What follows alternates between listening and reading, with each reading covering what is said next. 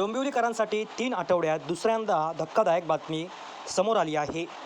3 आठवड्यापूर्वी डोंबिवलीमधील अंबर केमिकल कंपनीतील बॉयलरचा स्फोट झाला होता. त्या घटनेत 13 जणांचा मृत्यू झाला होता. तसेच 72 पेक्षा जास्त जण जखमी झाले होते. त्यांच्या जखमा अजूनही भरल्या नसताना बुधवारी पुन्हा स्फोट झाला. आता डोंबिवलीमधील MIDCत पुन्हा आग लागली आहे. यावेळी झालेल्या स्फोटाच्या प्रचंड आवाजामुळे डोंबिवलीकरांचा काळजाचा ठोका चुकला.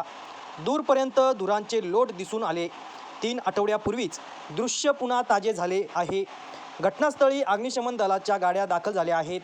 पहिल्या घटनेची चौकशी अजूनही पूर्ण झाली नसताना दुसऱ्या घटनेची चौकशी करण्याचे कागदी उत्तर प्रशासनाकडून देण्यात आले. आगीवर नियंत्रण मिळवण्यासाठी परिसरातील महानगरपालिकेतून टँकर मागवण्यात आले आहे.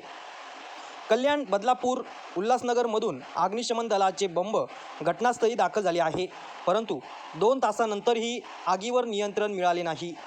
डोंबिवली MIDC अग्निशमन दलाच्या 2 गाड्या, कल्याण अग्निशमन दलाच्या 2, पलावा MIDC अग्निशमन दलाची 1 गाडी तसेच ठाणे अग्निशमन दलाची 1 गाडी घटनास्थळी आली आहे.